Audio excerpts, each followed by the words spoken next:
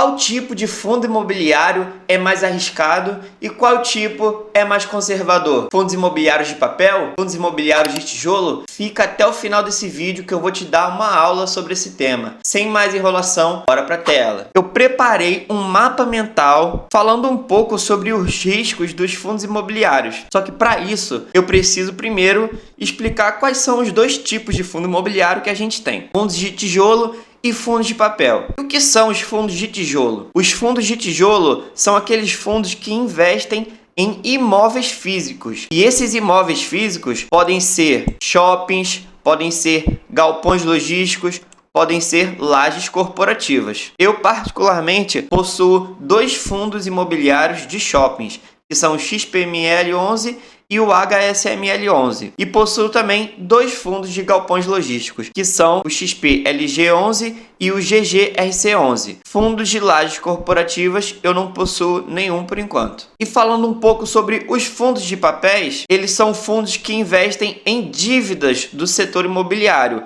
diferente dos fundos imobiliários de tijolo que têm imóveis físicos em carteira. Mas tá, o que são dívidas do setor imobiliário? Entre elas, as principais a gente pode citar os CRIs, que são certificados de recebíveis imobiliários, as LCIs, que são as letras de crédito imobiliário, e as LHs, que são as letras hipotecárias. Os CRIs, eles são utilizados para expansão de imóveis, reformas, construções e aquisições de imóveis também. As LCIs são utilizadas por construtoras e empreiteiras para iniciar projetos imobiliários. E as LHs, que são as letras de crédito, elas são geralmente utilizadas para o sistema financeiro de habitação. Para a gente entender melhor o que significa tudo isso, é o seguinte: esses títulos aqui de dívidas do setor imobiliário, CRI, o LCI, o LH, eles são títulos que são emitidos pelos bancos, são emitidos por securitizadoras, empresas securitizadoras, para poder financiar o desenvolvimento imobiliário. Então, uma empreiteira, uma construtora, ela procura o banco, procura a securitizadora para se capitalizar, para pegar dinheiro, pegar capital, para financiar a construção que ela tem. E, em contrapartida, ela paga juros, uma taxa de juros para essa securitizadora ou para esse banco, que geralmente é uma taxa que é atrelada ao CDI, atrelada ao IPCA, ou seja, tipo CDI mais 2%, CDI mais 3%, ou IPCA mais 6%, IPCA mais 7%. Isso vai de acordo com o contrato. E, por sua vez, o fundo de papel, ele compra esses títulos do banco, ele compra esse título da securitizadora, e aí aquele devedor, aquela construtora, aquela empreiteira vai pagar diretamente para o fundo imobiliário. Então é dessa forma que o fundo imobiliário de papel investe em dívidas do setor imobiliário. Só que existe um risco atrelado a tudo isso. Explicada essa parte, vamos passar aqui para os fundos conservadores e agressivos. Como que a gente vai classificar isso aí? Passando aqui para os fundos conservadores, eu dividi também em tijolos e papéis. Abrindo aqui os fundos de tijolo, eu trouxe como exemplo um fundo de tijolo conservador. Ao meu ver, lembrando já que isso aqui não é recomendação de compra ou venda de ativo, tá? Isso aqui é só uma análise minha que eu tô passando para você como forma de incentivar você a estudar. Então, não leve isso aqui como se fosse uma recomendação de compra. Então, olhando aqui o HGLG, que é um fundo de tijolo, eu separei ele como conservador. E por que eu separei ele como fundo conservador? Bom, ele é um fundo de logística e ele possui no portfólio dele 26 galpões logísticos. Ele tem um patrimônio de 5,49 bilhões de reais, ou seja, é um fundo bem grande, e ele pagou um dividend yield de 8,67% ao ano nos últimos 12 meses. O HGLG é considerado um fundo imobiliário bem conservador no mercado. É tanto que ele costuma pagar um pouco menos do que outros fundos imobiliários disponíveis no mercado. Então hoje, se você for procurar um fundo imobiliário de tijolo, até do setor de galpões logísticos, você consegue ver fundos que estão pagando mais de 10% ao ano, que pagaram mais de 10% ao ano de dividend yield. Então por que o fundo imobiliário HGLG paga menos? porque ele é um fundo bem grande, ele traz bastante segurança, são 26 galpões logísticos. E galpão logístico é uma coisa que muita empresa precisa, então Americanas, Mercado Livre e diversas outras empresas precisam de galpões logísticos para poder colocar todo aquele estoque gigantesco que elas têm em algum lugar. Então, dificilmente é um setor aí que vai deixar de existir. Ou seja, a médio e longo prazo, os galpões logísticos vão continuar existindo. Então, existe aí toda uma qualidade atrelada a esse segmento aqui de logística. E se tratando de um fundo gigantesco como o HGLG, é natural que por ele trazer mais segurança para o investidor, ele ofereça uma remuneração um pouco menor. Mas vamos comparar aqui o HGLG, que é considerado um fundo conservador, com um fundo de tijolo aqui considerado agressivo. Eu separei aqui um fundo até um pouco desconhecido, que é o AIEC 11. Ele é um fundo de lajes corporativas. Só que se você parar para observar, ele só tem 2 edifícios no portfólio. O valor patrimonial do fundo é de 375,31 milhões de reais. E ele pagou nos últimos 12 meses 16,86% ao ano de dividend yield. Um fundo que tem só 2 edifícios, bem menor em valor patrimonial do que o HGLG. Como que ele consegue pagar mais? Praticamente aqui o dobro. É simples. Se o fundo traz mais risco, no caso aqui esse fundo de laje corporativa, ele tem só 2 edifícios.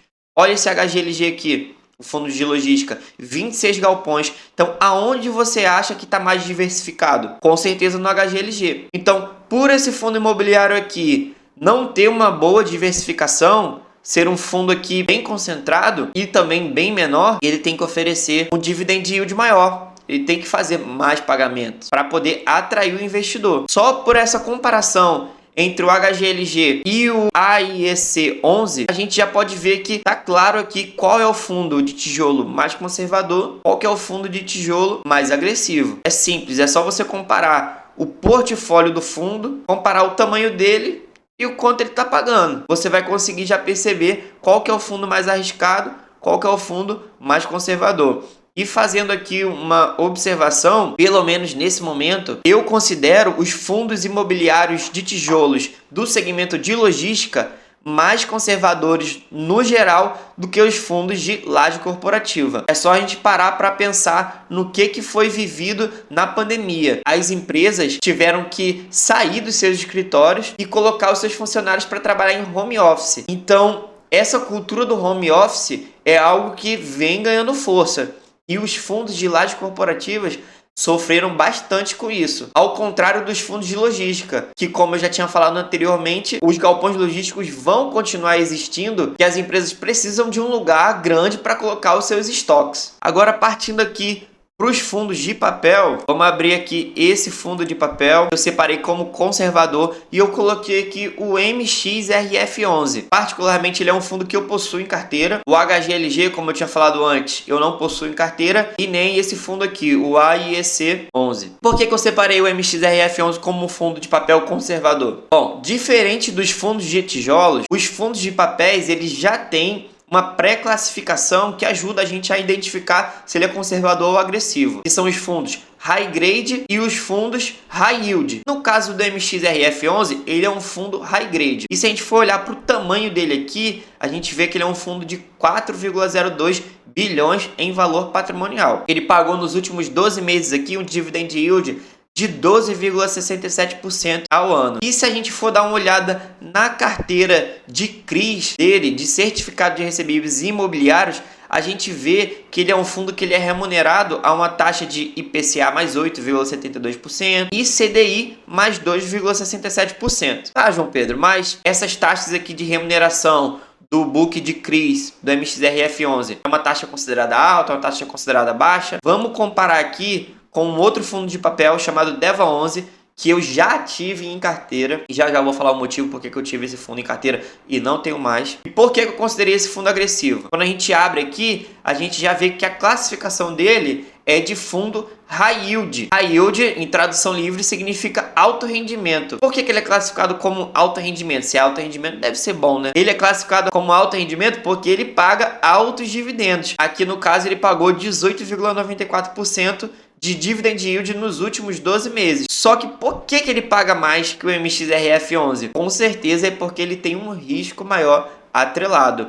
No caso, ele é um fundo bem menor em questão de valor patrimonial, um fundo de 1,36 bilhões, comparado com o MXRF11 aqui, é praticamente 4 vezes menor. E ele tem uma taxa média de remuneração aqui no book de CRIs dele de IPCA mais 10,6 e de CDI mais 7. Então, se a gente for comparar aqui com o MXRF11, a gente vê que a taxa de remuneração dele aqui, os títulos e esse fundo, que a gestão desse fundo escolheu para investir, são títulos mais arriscados, são títulos que remuneram mais. Então, se você investe num título de IPCA que está remunerando IPCA mais 10, automaticamente ele é um título que é mais agressivo, mais arriscado do que aquele título que está pagando IPCA mais 8. Isso é lógico. Tudo que é mais arriscado, ele tende a ter uma remuneração maior. Então, se a gente for comparar aqui, ó, o book de CRIs do MXRF11, ele é um book que tem uma taxa média de remuneração um pouco menor do que o DEVA11. Só que o risco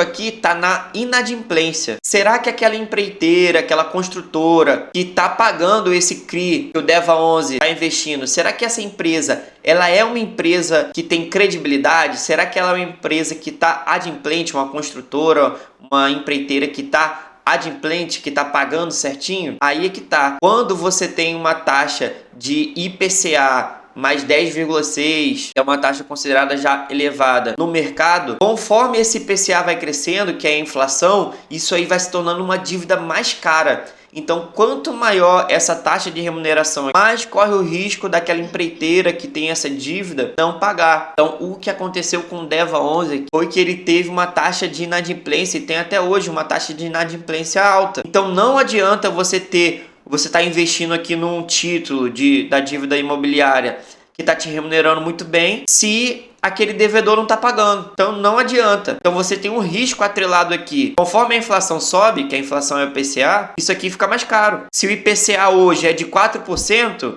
então você vai ter uma taxa aqui de remuneração de 14,6% ao ano. Só você somar 4% mais 10,6%. Só que se essa taxa, o IPCA, a inflação, sobe para 5% ao ano, você já saiu de um retorno total de 14,6% para um retorno total de 15,6%. Então essa dívida ficou mais caro para aquela empreiteira. Será que ela vai ter condição de pagar? Entendeu onde eu quero chegar? O CDI aqui, o CDI ele é atrelado à Selic.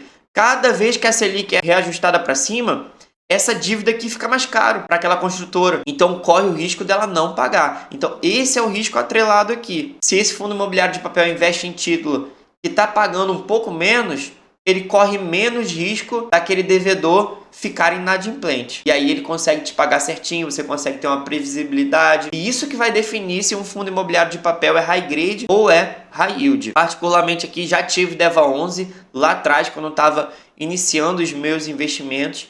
E eu olhei somente aqui, ó, pro dividend yield. E aquele dividend yield gigantesco, que na época era algo em torno de 16%. Falei, pô, eu quero ter esse rendimento aí. Só que o que aconteceu? Depois que eu comecei a investir, o DEVA11 começou a ter problema com inadimplência. A cota de mercado começou a desvalorizar. Isso aí se arrastou aí durante uns 2 anos, que eu devo ter mantido esse fundo imobiliário em carteira, e depois eu decidi me desfazer dessa posição e eu tava com uma desvalorização ali, uma variação negativa de uns R$1.000. Eu decidi me desfazer desse fundo. Porém, eu não me arrependo, foi a melhor coisa que eu fiz. Aceitei que aquele fundo imobiliário não ia se recuperar e, inclusive, depois disso, a cota caiu mais ainda. Eu considero que eu tomei uma péssima decisão lá atrás pelos motivos errados de investir nesse fundo imobiliário. Inclusive, eu peguei todo aquele capital que eu resgatei do DEVA11 e investi em um fundo imobiliário de logística, que é o GGRC11. Então aqui só para embalar aqui essa aula, no geral, os fundos de tijolos são considerados mais conservadores do que os fundos de papel. Mas como eu expliquei para vocês,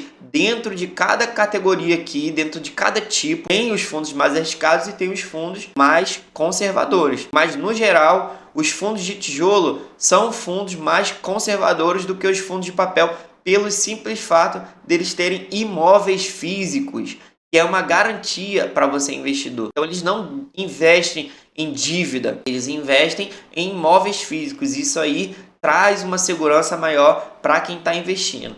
Mas é sempre bom você fazer ali um balanceamento na sua carteira, ter um pouco em fundos imobiliários de tijolo, ter um pouco em fundos imobiliários de papel, fazer essa diversificação e eu tenho certeza aí que você vai conseguir ter bons resultados no longo prazo. É verdade que nesse momento a gente não está passando por um momento bom nos fundos imobiliários porque a taxa Selic está bem alta, porém conforme essa taxa Selic for baixando, os fundos imobiliários vão voltar a performar bem. Eu espero que você tenha gostado aqui dessa aula aqui sobre riscos dos fundos imobiliários, uma aula bem simples aqui, sem muita enrolação, explicando aqui um pouco sobre os segmentos dos fundos aqui, tijolo, papel, dando exemplos aqui de fundos que eu considero high yield, dando exemplo aqui de fundos que eu considero conservadores, tanto de tijolo, tanto de papel, fundos que eu considero agressivos, mas é importante que vocês estudem. Então, se você porventura quer investir em algum fundo imobiliário desse aqui, vá no site de relação com o investidor do fundo, abra o relatório gerencial, olha direitinho, estuda, para você não estar dando tiro no escuro, beleza? E só lembrando aqui que esse vídeo aqui foi pedido por um inscrito. Eu tô deixando aí na tela o print do comentário que ele fez pedindo esse vídeo. Se você quer que eu faça análise de algum fundo imobiliário específico, é só se inscrever nesse canal e deixar o seu comentário aqui abaixo. Eu vou estar fazendo o vídeo e vou estar deixando o print fazendo menção ao seu comentário. Então, curte esse vídeo, compartilha, se inscreve no canal e até a próxima!